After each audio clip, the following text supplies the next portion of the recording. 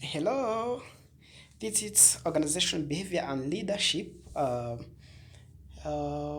would like to focus more about uh, how to lead others, how to obey others, what are some characteristic or some behaviors, some characters of employees within an organization. These are some learning objective. I would like to discuss some of that words or some of that objectives that will help you to understand in summary of this course organization behavior and leadership. I'm lecturer L Nation. Nongeye kubaha ikaze mu isomo rya organization behavior and leadership, ni isomo ryiga ku miyoborere ndetse n'imico imwe n'imwe abantu bagaragaza mu kazi. Niko twagerageza kubiha umurongo mu kinyarwanda. Hanyuma izino ni zimwe mu ntego cyangwa se yego reka tuzite intego cyangwa se ibyo tugomba kuzibandaho. No kudiscussing one is to discuss the nature and meaning of organization behavior and its importance to management. Tuzarebera hamwe ikintu kijyanye n'umumaro. Ubundi organization behavior igira umumaro mu kigo. Yabundi ikintu kitwa organization ni ikintu twita ikigo cyangwa se business nini yagutse. Yego niko twagerageza kuyidefinisa. Rero tuzagenda tubona umumaro w'i organization behavior ndetse tunarebe n'ikintu kitwa individual contribution to the organization and factors affecting behaviors. Already, as you know, there is some contribution that people contribute to an organization. In this context, we will focus on employees and also we shall look some factors that affect their behaviors like motivation and many more. And again, we look on problem of individual in work roles and also the conflict that may arise and mean a variable to realize expectation and improved performance. Ikindi tuzareba aho tuzaza kureba umumaro w'umukozi mu kigo. No turebe n'ikintu kijyanye na conflict cyangwa se amakimbirane cyangwa se uburyo twagenda dusolvinga cyangwa se dukemura ibibazo bimwe na bimwe bishobora kubaho mu kigo. Reka ari uko tubigira no kwimprovinga performance cyangwa se no kureba uburyo imikorere twayiha imbaraga cyangwa se yagenda itezwa imbere. Ikindi tuzarebaho ni uko understanding the nature and meaning of motivation. Tuzareba byinshi kuri motivation. Ikindi turebe kuri nature, cause and effect of conflict as well as strategies to conflict resolution. Icyo cyo nagiye nyababwira ko tuzarebera hamwe noneho conflict cyangwa se kutemeranya. Reka tuvuge kutemeranya cyangwa se amakimbirane. Urugero nka strategies yo muri conflict resolution. Tuzareba n'uburyo tuzagenda dushobora kugenda dukemura ibyo bibazo. And again we will look on understand the communication process in the formal and informal organization, appreciating the function of leader manage in organization. Kiri tuzareba uburyo abantu bakoresha bari muri communication cyangwa se bari guhererekanya amakuru mu buryo buri formal n'uburi informal. Ikindi tuzareba no kuri ibintu bijyanye na management in organization cyangwa se kwa managers. Iyo ni learning objectives. Ikindi tuzareba ku kintu cyitwa organization behavior. Organization behavior content chapter 1 it will comprise introduction to organization behavior. What is organization and organization goal and even organization structure.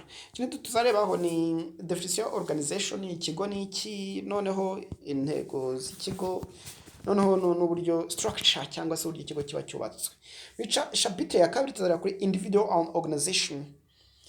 Tuzareba kuri individual contribution cyangwa se umumaro wa organization, perception, attitude and stress muri chapitre ya kabiri. On chapter 2 there will be a nature and significance of group in organization. Turebe group ni iki, na processes zo muri group development. Iyo dushaka kuba twakora group cyangwa se twa developinga inzira ducamo. Ikindi muri characteristic of work group, hari ibintu bijyanye na work group, tuzareba characteristic zayo na the nature of team spirit and characteristic of effective team effective cyangwa se ya nyayo ikora ibiranga nibi. And a conflict, chapter 4 will be conflict and conflict resolution in organization. Tuzareba uburyo umuntu agenda akemura amakimbirane mu buryo butandukanye, urugero nk'igitera amakimbirane, uburyo umuntu ashobora kuyamanaginga cyangwa se kuyarinda, ku muntu yakora uburyo butandukanye kugira ngo ayo makimbirane akemuke. And also for strategies for resolving. Noneho tuzareba n'uburyo umuntu ashobora kuba yaresolvinga cyangwa se yagenda yahagarika, akemura, resolve ibintu byinshi bigiye bitandukanye, kugenda umuntu ayakumira, yego kuyakumira. And a structure, procedure and conflict resolution, n'uburyo umuntu ashobora kugenda agenderaho ari gukemura aya makimbirane. Chapter 4 will be organization culture. Role of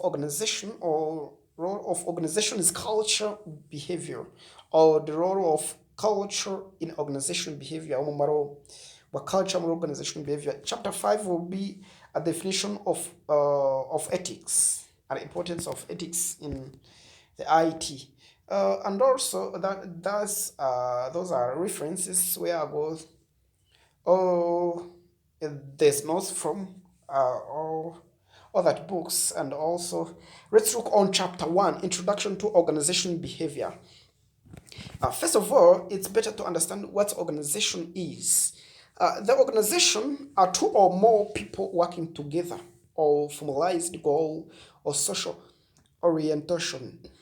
Iyo bavuze organization nk'uko nabibabwiye, ni abantu bashobora kwihuza, bashobora kuba ari babiri cyangwa se abarenze babiri, bashobora kwihuriza hamwe bafite formal goal cyangwa se bafite intego zizwi, reka iyo muri sanse tubijyanamo reform. Hanyuma ikindi bari social orientation. Ubundi akenshi abantu baba bafite ikigo, bafite intego zisa, nta muntu ushobora kwemera gukorana n'umuntu mufite intego zihabanye ikigo cyanyu ntacyo mwageraho. Rero akenshi baba bafite intego zisa, kandi ikindi ziri bari social orientation, ibyaba ari gukorera societe. Hanyuma ikindi definition of organization, as I told you, it defines as a collection of people who work together to achieve a wide variety of goals. Nicyo nabwiye, abantu bishyira hamwe bafite intego imwe, ya hano bafite intego imwe y'abantu babiri bishize hamwe cyangwa se abarenze. Icyo aho niho twavuga ngo ni ikigo, ni definition y'ikigo. Hanyuma reka turebe noneho ikintu cyitwa organizational behavior. What is it? Organizational behavior is defined as an action, or as the action and attitudes of people in organization. Kino nacyo babwiyeho ni ya mico abantu bagaragaza within organization cyangwa se bari mu kigo, cyangwa se ushobora kuvuga iyi focusing how organization function and how people act within the context of their organization.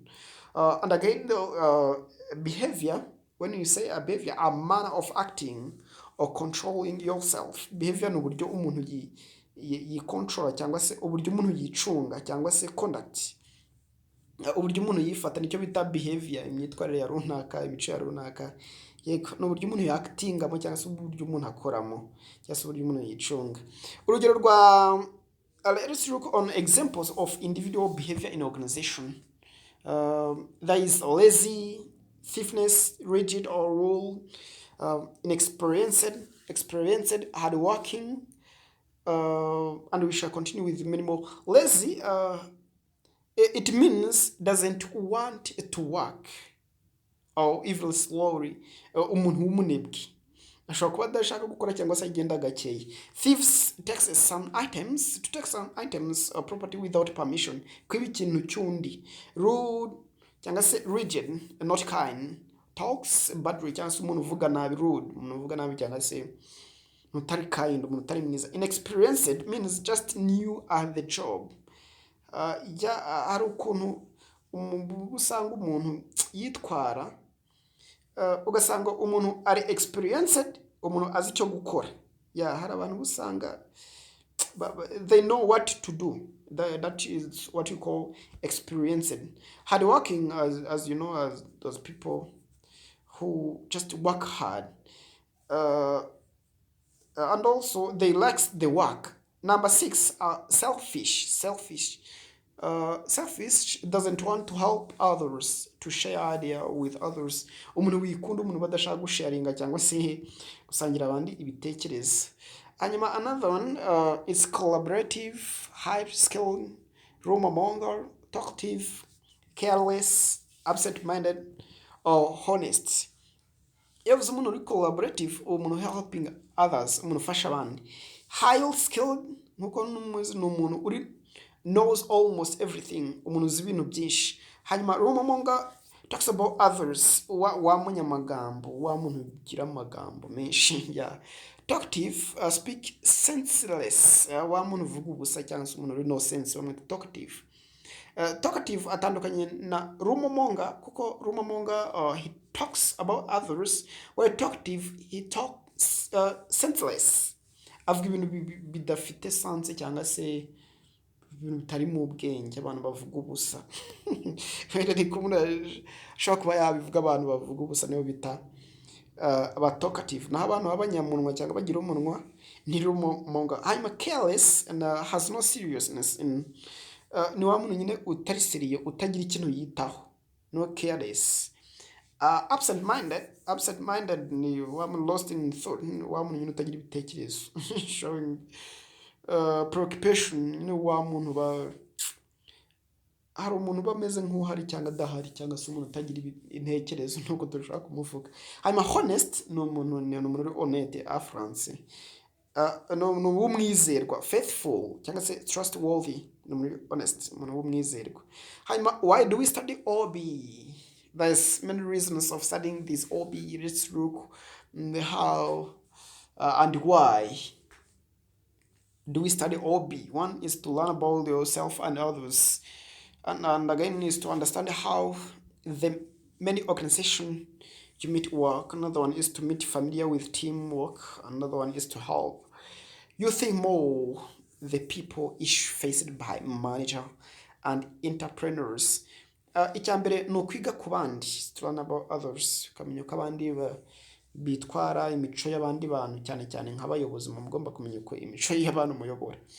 Ikindi ni uku understanding how the many organization to meet work. Ikindi ni ukumenya uburyo ibigo bikora, yego, uburyo ibigo bikora kugira ngo bigere ku ntego zabo, kuko byanze bikunze kugira ngo ikigo kibe successful cyangwa se gitera imbere, ni uko hari ukuntu kiba cyakoranye cyangwa se hari ukuntu abakozi bakora. Indi mpamvu ituma twiga organization behavior ni ukugira ngo tumenye gukorera muri teamwork, cyangwa se kumenya gukorera muri group, cyangwa se gukorera hamwe. Yego, bavuga gukorera hamwe, kugira tumenye gukorera hamwe. Ikiri ni ukubidufasha gutekereza ku bibazo aba manager bahura nabyo, mbese n'aba entrepreneur, kugira ngo tumenye kubisolvinga cyangwa se kubikemura. Hanyuma there is also importance of organization behavior. Mumura organization behavior. Although the importance of organization behavior may be clear, we should still take a few moments to emphasize or to underline certain points. People are born and educated in organizations, acquire most of their materials, possession from organizations, and die as a member of organizations. Many of our activities are regulated by organizations called governments, and most adults spend the better parts of their lives working on the organization. The importance of organizations' behavior. Again, because organizations influence our lives so powerful, we have every reason to be concerned about how and why those organizations function. In our relationship with the organizations, we may adopt one of several roles or identities. For example, we can be consumer or employees or inventors. That is, I would like to take some short part and discuss both the function of organization or the importance. Uh, ikigo ntabwo kibayeho gusa kugira ngo tugikuremo amafaranga, ntabwo kibayeho gusa kugira ngo umuntu abe yajya ku kazi mu gitondo ubundi nimugoroba atahe gutyo gutyo, oya. Ahubwo ikindi bidufasha kuba ku buzima no kugira icyizere, kuko akenshi iyo umuntu apfuye apfa azi nk'umukozi na n'ubundi akabamo azi umukozi. Kandi ikindi iyo umuntu apfuye ari mu kazi hari benefit cyangwa se hari inyungu abona nka za pansiyo, nako hari nk'amafaranga umusirikare yaguye ku rugamba cyangwa se yari ari mu kazi, hari amafaranga ikigo kigenda kigenera umuryango cyangwa se igisirikare. Hari n'ibigo bikora gutyo, ugasanga niyo umuntu aguye mu kazi hari inyungu agenda abona. Rero ntabwo akazi ariko gukura amafaranga umuntu akiri ku isi gusa, ahubwo hari n'aho amufasha igihe atari muri ubu buzima. Rero ni wo mumaro dushobora kuvuga, nubwo imimaro ari myinshi cyane ya organization turagenda tuyibona imbere, ariko icyo nicyo navugaho kuri organization, kuba twavuga ku mumaro wayo, nubwo bituma abantu bagira ubuzima bwiza. Ikindi bakaya environment cyangwa se aho baba hagasa neza, bakabona amafaranga. Ikindi umutekano nawe uriyongera kubera ko iyo umuntu ari kujya ku kazi hari ibyaha atajya yishoramo. Ni ibintu byinshi cyane tugenda tubireba. Reka tujye noneho kuri organization goal.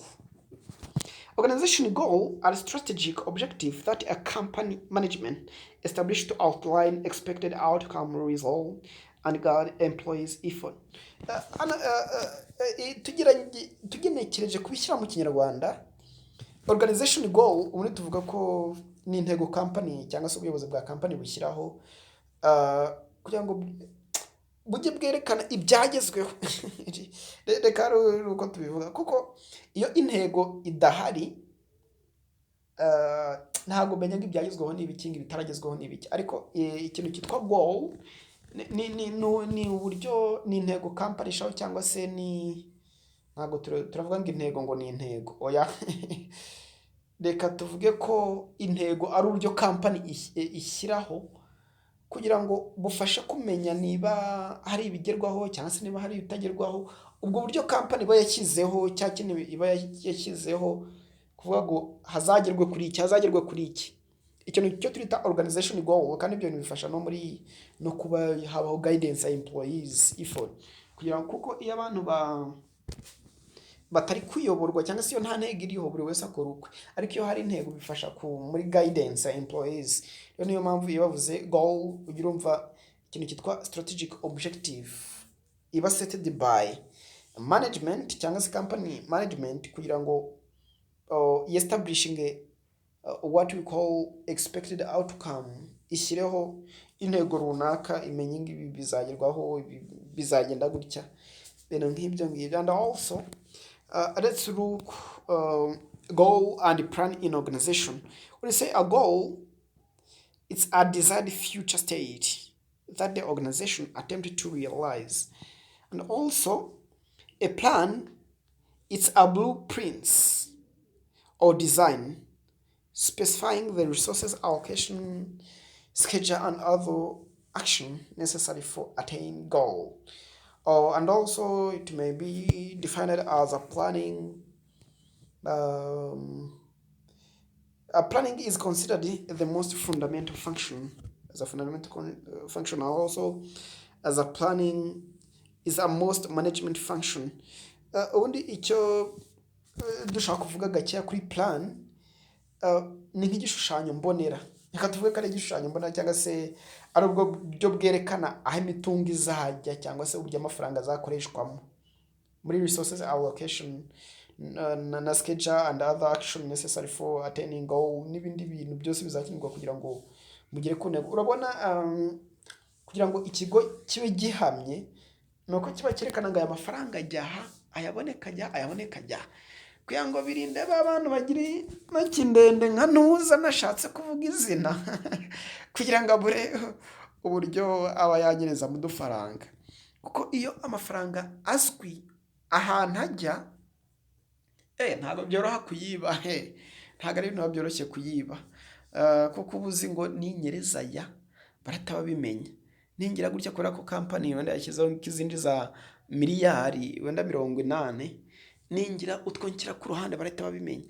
Ariko iyo tabayeho iyi plan ngo habeho resource allocation, barayarya se ntibayarya, ukumva ngo runaka ngo yagiye mu Buganda yari accountant w'ikigo, kumva ngo yagiye mu Buganda kibaza byagenze bite kugira ngo atoroke, kumbe ntabwo hariho plan, ntabwo hari hazwi icyo amafaranga azakora, hanyuma abikwa kuri konte ari menshi, hanyuma uzi kubikurikirana arabikurikirana, umugani w'urubyiruko rw'ubu ngo yahise abikurikirana. Rero iyo hatariho plan haza kuba icyo kibazo. Rero kuri goal reka tuvuge ko ari desired future state that organization attempted to realize.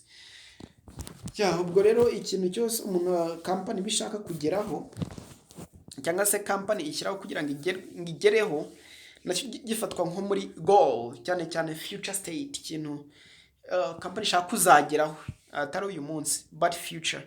And also there's two main types of organizational goal.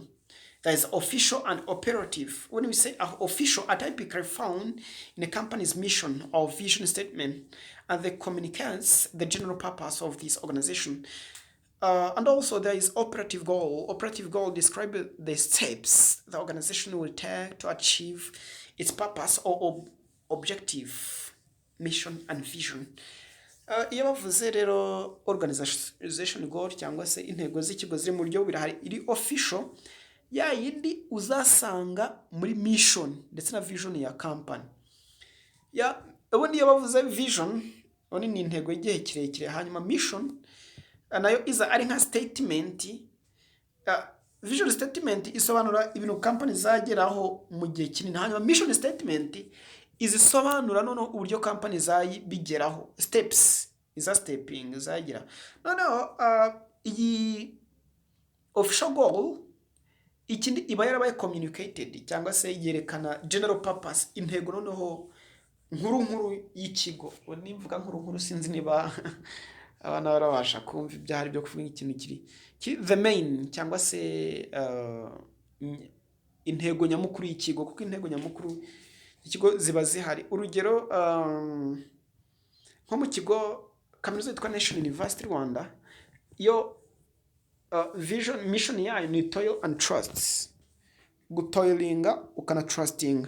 Yavuze toil and trust ni ugukora ukizera yego niko twagerageza kubishyiramo, kuko iyi kaminuza ubundi gutoilinga hari ukuntu umuntu akora ni nk'igitega, sinzi niba ikinyarwanda abantu ariko cyo igitega ni wa muntu ukora ukabona nta gahunda afite yo kurekera, nta n'imbaraga ubona bijya bishizemo courage. Ni icyo kintu babivuga gutoilinga, nyine gukora imbaraga zidashira cyangwa se ukora utikoresha umugani w'Abanyarwanda, hanyuma yanje gukora nyine urizera. Niyo company National University yasema as their mission. Hanyuma vision yabo bashyizeho to promote remote learning opportunity for international student. Kuri uburyo bateza imbere learning opportunity cyangwa se remote learning opportunity, kwigira iyakure cyangwa se kwiga mutari kumwe, nk'uko usanga umuntu yigira i Burayi kandi ari muri wenda ari muri Africa, iyo ni remote learning. Rero cyane kuri international students niyo vision ya to promote remote learning opportunity for international student. Yo niyo mission yabo, niyo vision yabo, mu gihe mission yabo ari toil and trust. Urumva rero vision yabo ni bari gupromoting remote learning opportunity kuri international student. Ubwo urumva muri mission yabo haba agomba kuzamo statement ivuga ukuntu iyo ntuza bazayigeraho, ari twabonye ya toil and trust. Ubundi umuntu ubusanzwe wagakwiye gutoilinga mu buryo ukoramo bwose, wagakwiye gutoilinga, kuko ikintu cyitwa toil ni ugukora utikoresheje, nta wundi muntu ukurebaho, nta wundi muntu utezeho amakiriro. Akenshi iyo umuntu akoze gutyo akunda gusuccessfulinga cyangwa se akunda kugera kure. Uh, hanyuma ikindi indi ntego ni operative goal yo urumva namaze kuyivuga hejuru, ivuga step cyangwa se uburyo organization izakora mu kugira ngo igere ku ntego yayo. Icyo cyo ndumva uko biri gishobora kuba kiri kumvikanaho gake ibindi tuzagenda tubisobanura. Hanyuma let's look on 8 contents area in developing goal. There's some sites or some points you have to look when you are developing your goal, like marketing, innovation, productivity, physical and financial resources, profitability, managerial performance and development, work performance and attitude, and public responsibilities. Hari ibice umuntu arebaho iyo agiye kudevelopa intego ye cyangwa se ugiye gushiraho intego, buri ni ibiki wagakwiye kurebaho. Icya mbere ni marketing, uburyo bujyanye no kwamamaza. Yego kuko iyo ushiraho intego ugomba gutekereza n'uburyo izagera ku bantu cyangwa se muri product nshyashya ushaka kuzana mu kigo. Yes, ugomba kubyamamaza. Nkunda gukurikirana ibikorwa bya National University nakunze kubona ukuntu abari kwamamaza uburyo bafasha abantu kwandika ibitabo. Ukabona byabaye created ni intego bashyizeho, ariko hari flyers cyangwa se hari uburyo bwagiye bukorwa ku buryo nyine bakora ku buryo social media bigeraho. Rero marketing ugomba kubitekereza niba hari intego ufite. Ikindi innovation, udushya, productivity ku bintu bijyanye na the quality of being productive, having the power to produce, ku bintu bijyanye no gutanga umusaruro nabyo ugomba kubitekerezaho. Physical, ibintu bijyanye n'amafaranga, physical na financial resources, imitungo ugomba kubitekerezaho. Ikindi profitability, ko bizunguka. Profitability nacyo ni ikintu ugomba kureba kuko ntabwo upfa gushyira intego kuwiboneye. Ikindi managerial performance, uburyo development, managerial function, uburyo intego yawe iri controlled, uburyo izaba evaluated, uburyo izaba developed, ibintu byose ugomba kubitekereza. Ikindi na work performance and attitude, ibintu bijyanye n'imikorere ndetse na attitudes, uzagenda ubibona. Ikindi public responsibilities, kijyanye ubundi iyo umuntu creating a company cyangwa se umuntu ashiraho goal, ni byiza ko ureba ku mpande zombi, nturebe ko ari wowe bizagira umumaro gusa, ukareba ko n'abandi bishobora kuzabagirira umumaro. Rero ni nka wa muntu ukira akibagirwa biwabo.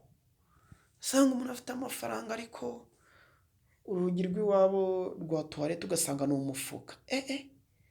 Usanga umuntu aba mu mujyi afite amafaranga, ariko uramutse ugiye kumusura iwabo ku ivuko, ndavuga ku ivuko atari we ahataha, wakumirwa rwose. Usanga ni umufuka wese cyangwa ubwiherero ni ibiti. Rero niyo mpamvu niba utekereza gutera imbere, ni byiza ko utekereza mu buryo bwagutse. Ntitukakubonera uguhumura, ntitukakubona usa neza mu gihe iwanyu hameze ibyatsi, inzu yenda kubagwaho. Niba ufite ubushobozi rwose, niba uri gutekereza business yagutse, gutekereza ko udufaranga uzakuramo hari n'abo tuzamarira, we ntukarebe ku giti cyabo gusa. Ikindi goal setting, uburyo bwo gushyiraho intego. Taking aim at performance target, ubundi ari umugani nkunda kubwira abantu ngo amaboko atagira akazi cyangwa se amaboko atagira imirimo satani yashakira imirimo. Rero niyo mpamvu haba hagomba gushyirwaho goal cyangwa se intego, kuko nutagira icyo gukora uzaba wicaye umutima utangiye kukubwira ati ariko mwana imyaka ufite urabona ariyo kwirirwa mu rugo nawe kandi umutima ni rwo rugingo rutabeshya. Umva abandi bakubeshya rwose, ariko iyo umutima wawe ukubwiza ukuri, usanga uravuga ati ariko kubona byose byanze, ubu nta bwenge ufite ku buryo wagira utera kaci. Ubwo kaci nyine kwa kundi umuntu atangira abantu akabambura, ugatangira kuva atari ku mugani uzi ko ari byo we nagenda bambura. Urumva nagenda akora nimugoroba, nagenda kurira ntabwo nagenda buri 50,000 nta hano. Ugatangira kumva nibyo ehehe bikora rimwe kabiri guverinoma ibe yakubonye ubwo ibizakubaho ni ukugenda bakagufunga myaka nk'ikigona. Nka wa mugabo numvise wo muri Amerika wishe abana be babiri none bakaba bamukatiye imyaka 150. Ibaze niba bamukatiye imyaka 150 yari afite 40 ubwo se urumva iyo myaka azayimara. Ni ubuzima bwawe bwose nicyo baba bashatse kuvuga, ariko umuntu aba agomba kugira intego. Turetse no kuvuga ku by'ikigo, muntu niba utagira intego rwose wihemukira sana, jya ukora ku buryo ugira intego. Yes, n'Imana izagira guha umugisha. Let's look for a goal setting, taking aim at performance target or objective. Suppose that you're a word processing operator. You are performing quite well, but your boss believes that you can do even better.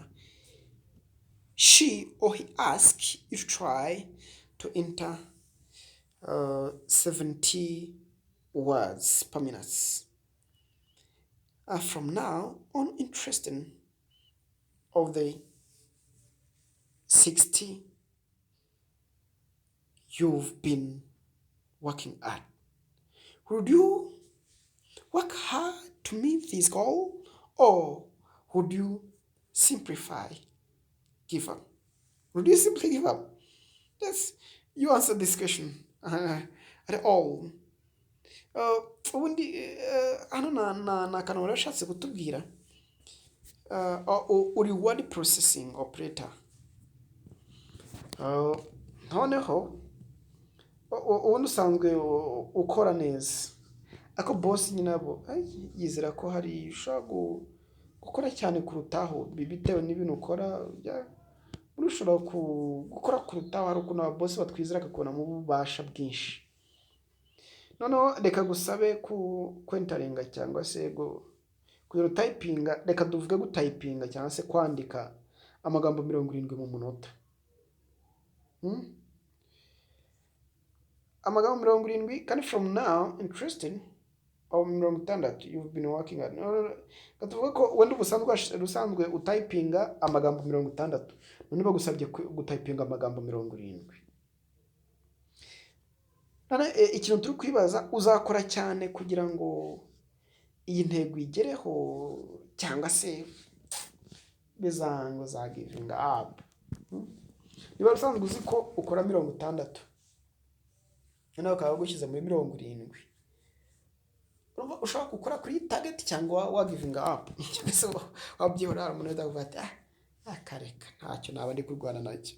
Yes, ikibazo ushobora gusubiza. Hanyuma goal setting, goal setting, example of goal setting, kakukara gaciyemo, that is making profit, having a strong brand name or name. This brand name, it is explained as a name given to a product or service.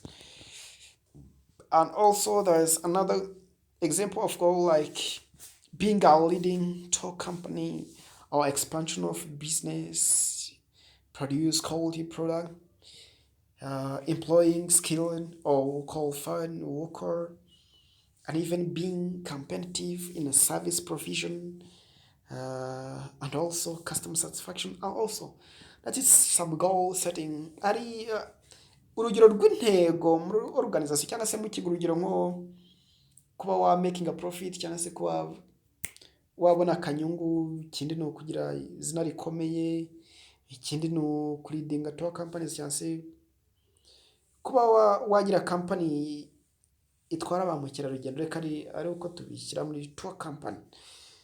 Ikindi ko kuba wagira business yagutse, hari no shyira intego yo gukora produit qualité cyangwa se nziza. Ikindi guha akazi abantu bari skilled cyangwa se bafite ubumenyi. Hari ikindi no kuba competitive in service provision, kuba ari wowe wahiza abandi, yego mu gutanga service ari wowe uhiga abandi. Ikindi ni customer satisfaction cyangwa se kuba wajya utanga service ikanogera abantu, reka tuvuge service inoze. Yego rero ubwo ni ubwoko bwa example of goal cyangwa se urugero rw'intego muri company. And also there is direct activities of others to attain goal. And bishobora kuba byagufasha mwana kugera ku ntego yawe.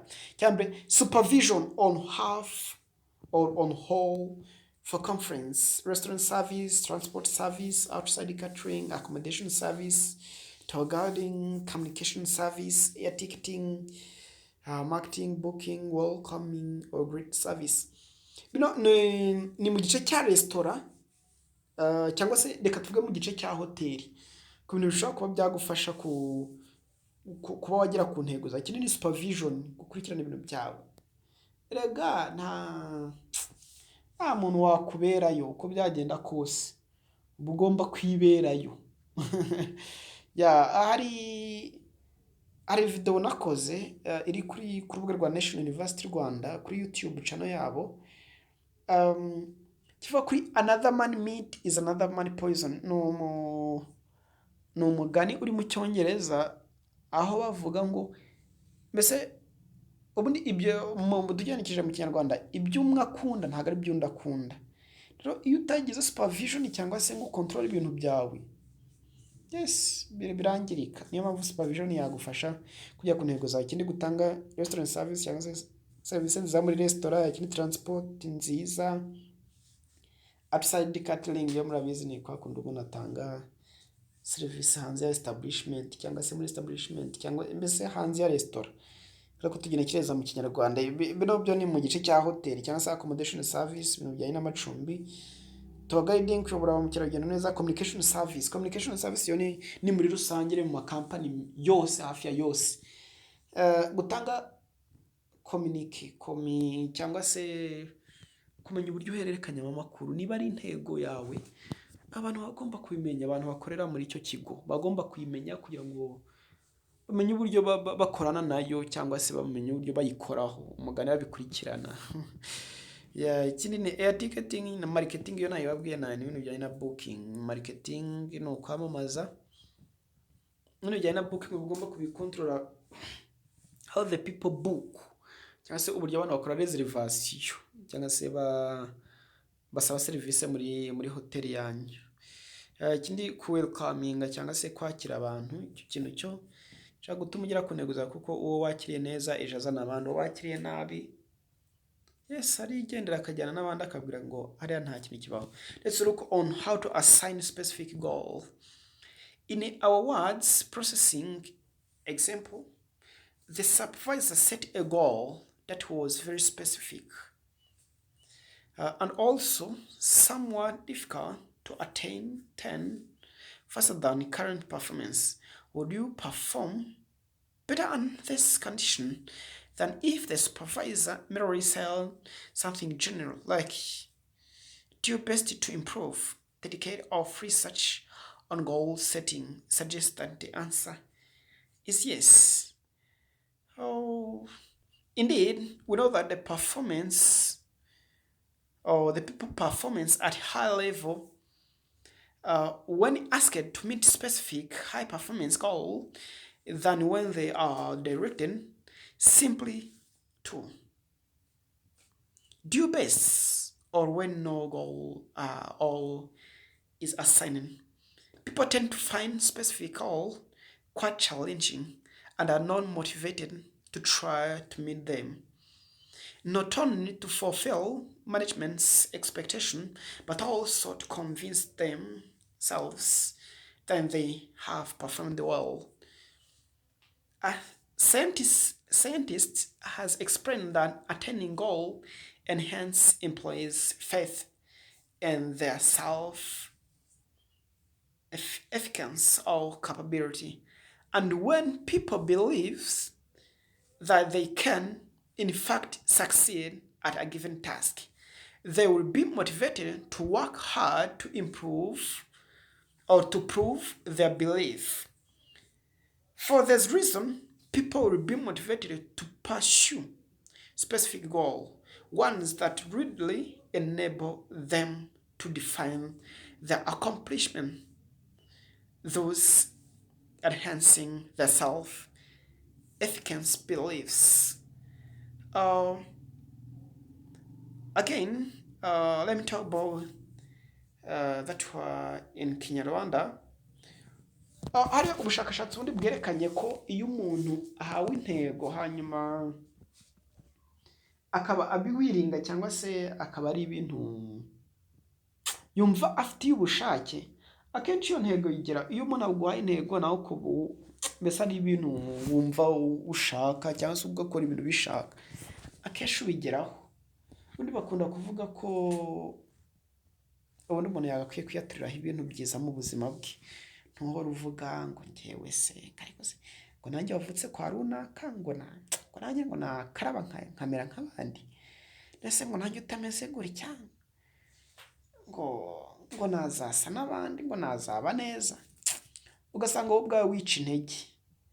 Akenshi rero iyo wica intege biragoye kugira ngo ugire icyo ugeraho, ariko iyo buri munsi uvuga yes I can, umugani wa Barack Obama wumva ko ushoboye hari icyo ugomba kugeraho, akenshi n'Imana iragufasha nk'uko ivuga ngo ifashe uwifashishe. Ariko iyo uhora wica intege umubiri wawe uhora ukubwira ko ntacyo ushobora kugeraho, icyo wakora cyose ntacyo wageraho, uko wabigenza kose ntacyo wageraho. Rero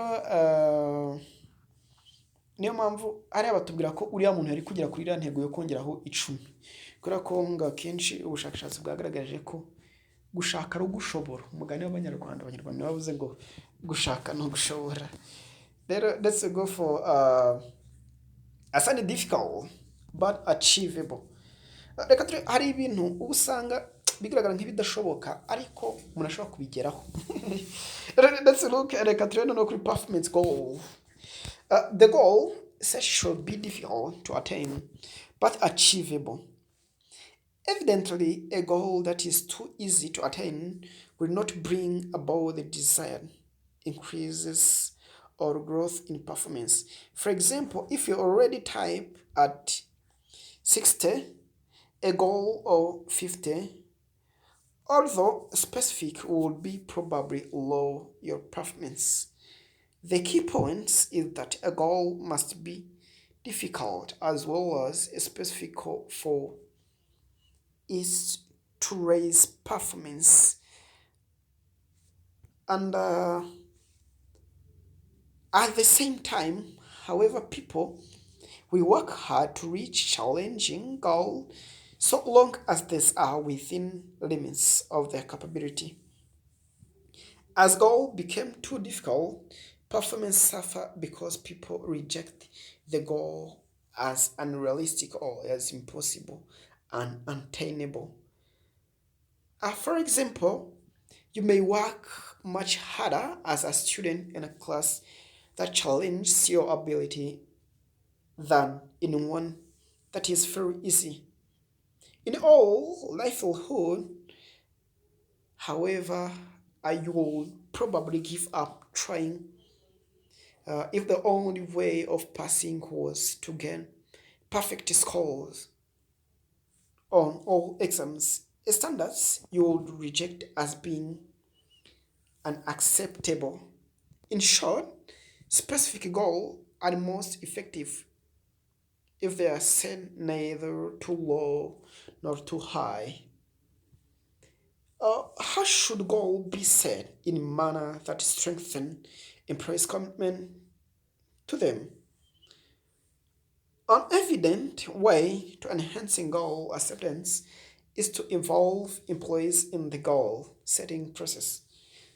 Research on workers' participation in goal setting has demonstrated that people better accept goals that they have been involved in setting than goals that have been assigned.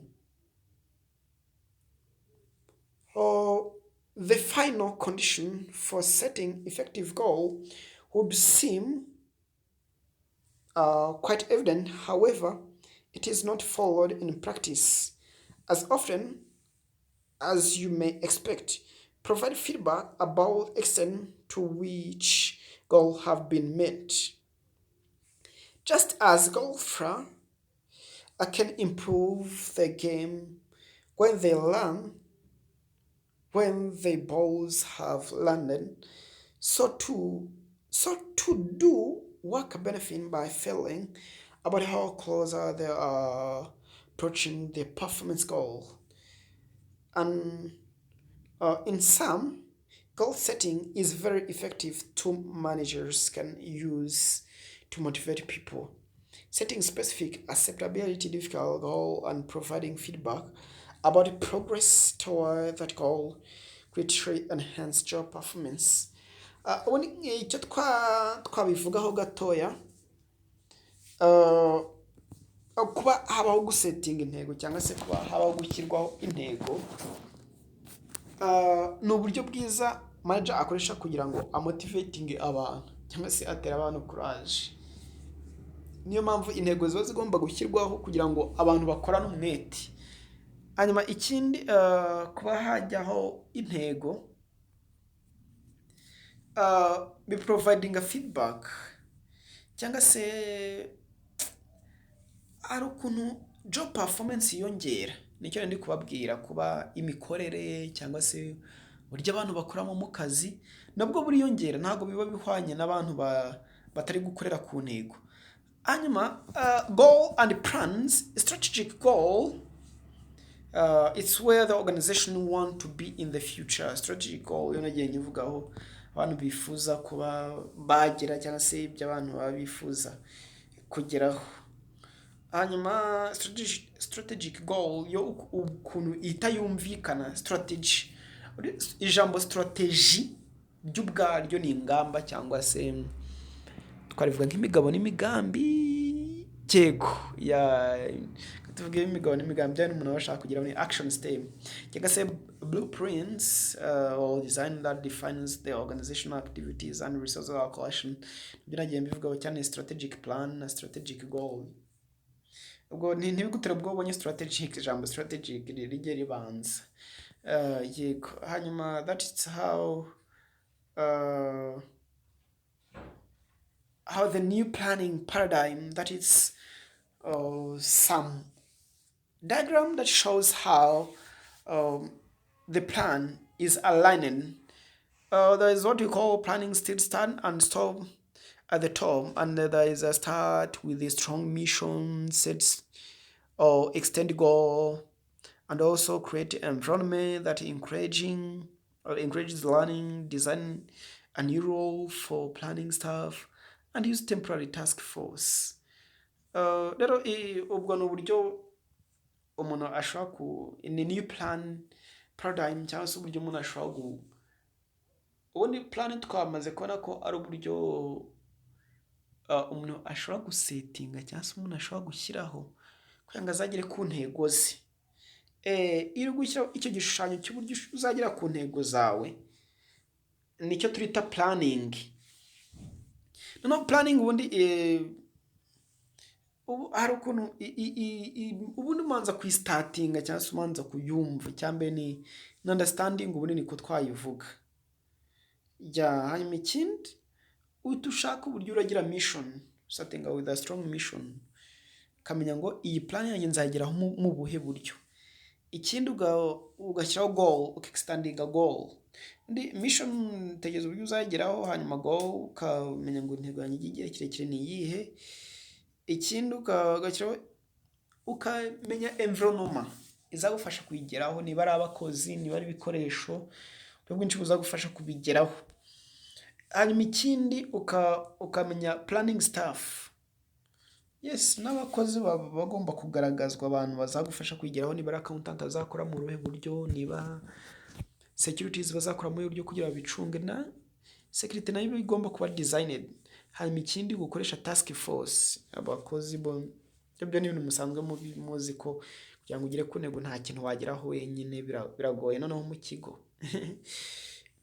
Organizational structure. An organizational structure defines how activities such as task allocation or job description, coordination and supervision are directed toward the achievement of organization aim, goals, or objective. It needs to be efficient, flexible, innovative, and caring in order to achieve a sustainable competitive advantage. ubundi reka turebe ku ishusho y'ikigo.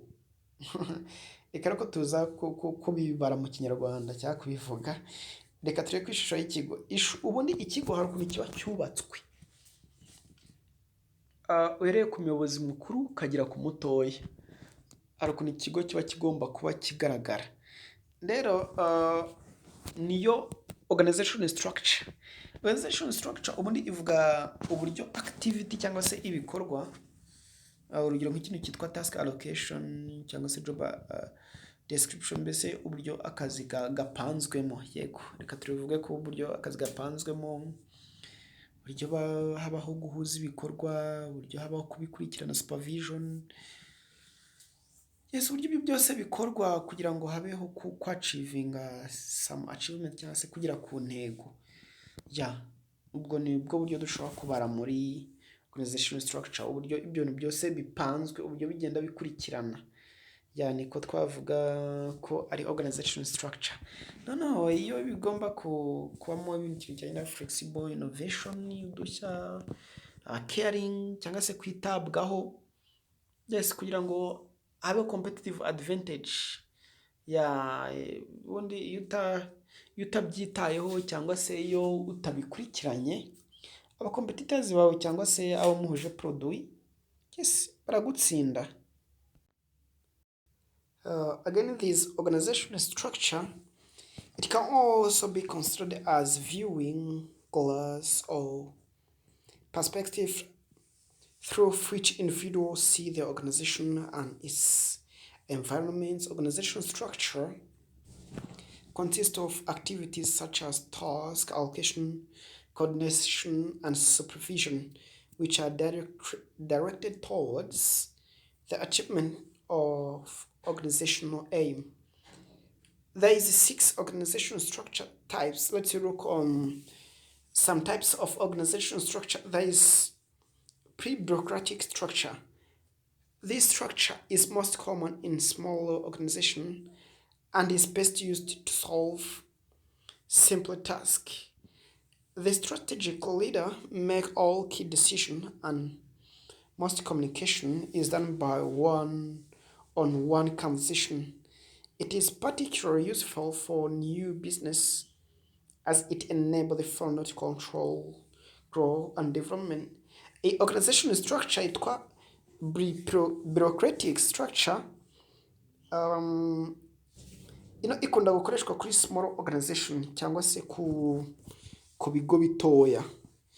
Kandi ikindi ikoreshwa mu gusolvinga simple task, cyangwa se akenshi ikoreshwa akenshi murabizi ama business matoya akunda no kugira imirimo mikeya. Imirimo mikeya cyangwa se imirimo itari myinshi ugereranyije na organizations nini. Niyo mpamvu rero bakoresha pre-bureaucratic. Kandi ikindi ushobora kumenya hano kuri organization structure yitwa pre-bureaucratic structure, nuko the strategic leaders make all the key decision and most communication is done one by one conversation. Hano ba communicating one by one, ntabwo ari ya communication ibiri wide, it's one by one. Hanyuma ikindi nk'uko nababwiye, ikunda gukoreshwa ku ma business ari new, mashyashya, urumva abagitangira, kugira ngo afashe founder cyangwa se umuyobozi wayo gucontrolling growth, cyangwa se ko business igenda ikura umunsi ku munsi. Ari nyuma ya pre-bureaucratic there is bureaucratic structure. Bureaucratic structures have a certain degree of standardization or normalization that are better suitable for more complex or larger scale or another reference standards organizations. They usually adopt a whole structure. It is very much complex and useful for hierarchical or classified according to various criteria into successive level or structure organization. Hanyuma iyo ikintu umuntu ashobora kuba yayivugaho, ntabwo ikoreshwa kuri more complex cyangwa large scale ya ku makampani manini, hano ho ni ikoreshwa cyangwa se ku ma companies arimo complex cyangwa se akora ibintu bigiye bitandukanye, apana kwa kundi usanga nk'ikigo gikora ikintu kimwe. Usanga iyo ikora ku ma complex organizations cyangwa se ama organization akora ibintu byinshi cyane cyane, ho dushobora kubivugaho urumva bitandukanye n'indi ikora kuri small, iyi ikorwa ku bintu large yeah. Ubwo nicyo umuntu ashobora kuba yayimenyaho for this one. Hanyuma again there is what you call post bureaucratic structure. The term of post bureaucratic is used in two senses in the organizational literature, one general and one much specific. In the general sense, the term post bureaucratic is often used to describe a range of ideas. A smaller group of theorists have developed the theory of the post-bureaucratic organization, provide a detailed discussion which adopt or which attempt to describe. So what you have to mention here, this bureaucratic is used in two sense in organization of literature. Ishobora gukoreshwa mu buryo bubiri muri senses ebyiri. Urugero nko one general and one much more specific. Iyo akenshi ikunda muri general sense, post bureaucratic is often used to describe a range of idea. Ano ikintu umuntu ashobora gukura kuri post bureaucratic izaza ije gukoreshwa iyo hari ukuntu usanga hari structure yakozwe kugira ngo habeho specification.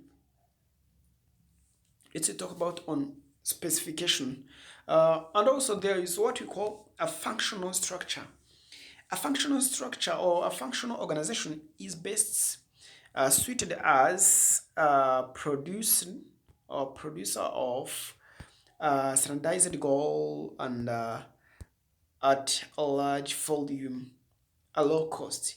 Coordination and specialization of tasks are centralized in functional structure, which makes producing a limited amount of product or service efficient and certain.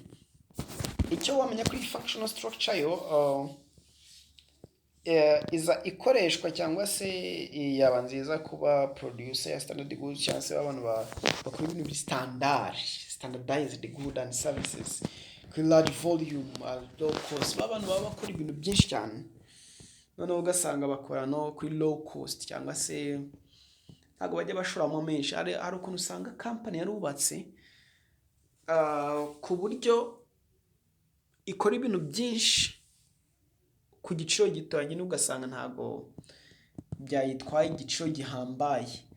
Rero iyi functional ikoreshwa kuri organization ziri gufunctioning cyangwa se zikora cyane ibintu binini cyane, nicyo twayi decision also called product structure. The divisional structure group each organization function into a division. Each division within a divisional structure contain all necessary resources and functions within it. Hano icyo tugenekereje hano product structure irerekana division y'amagroup cyangwa se buri organization ibiri muri division. Cyese ubusanga hariho some parts cyangwa se ibice bimwe na bimwe. Hari ukuntu ikigo usanga kiyobowe ariko ugasanga harimo nk'uburyo bw'amadepartoma, reka ibyo tubivuga, ugasanga gifite ibice bigiye bitandukanye. Rero muri divisional structure ni structure yerekana how the organization function into a division. Within a division, there's also what you call matrix. The matrix structure groups employees by both function and product. Yuhuza function na product. Yeah. Let's go for what we call a neural structure. There's also a team.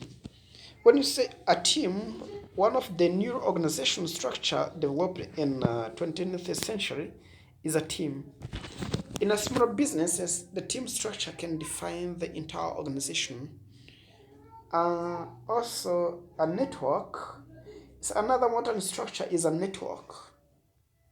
The new network organization contrasts about or contrasts out and business function that can be done better or more cheaply. In essence, manager a network structures spend most of the time coordinating and controlling external relations, usually by electronics mean. And also, in a virtual organization exists within a new or network of alliance using the internet. This means while the core of the organization can be small but still company, can operate globally, be a market leader in its need. Um, the here's communication or fan type model. In this model, each employee's formal, uh, hierarchical participation and informal or not officially recognized community participation within the organization as influenced by his or her environment contribution to overall observable characteristic or phenotype of the organization. And also there is function organization structure. And a functional organization structure is one of which the task, people, and technology necessary to do the work of the business are divided into separate functional groups such as marketing, operation, and finance, with increasing formal procedures for coordinating and integrating the activities to provide the business product or the services. That is what we call a functional organization. A functional organization should has a CEO, and the CEO there is engineering, production, personnel, finance and accounting, and also marketing. A process-oriented functional structure or an electronic distributor. There is a CEO also as a top chief executive officer. There's purchasing, receiving an inventory, order entity, wholesale sales, retail sales, accounting, and billing. And that is what you call a custom service. That is an or a structure of organization structure. To determine the structure of the organization, the job to be done, or the activity, task, and responsibility are a job description, and who is to do them, or type quantity of a job specification.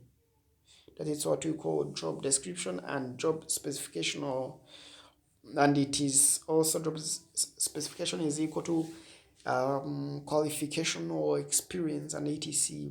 How the job to be grouped or department, and how much authority each manager is to have as per the organization role regulation, which is equal to the duty punishment rate, commas conduct discipline and meeting. Other is organization role in a society. Allow me to stop from here, and then next we shall resume or we shall start from an organization role in society, our literal alienation.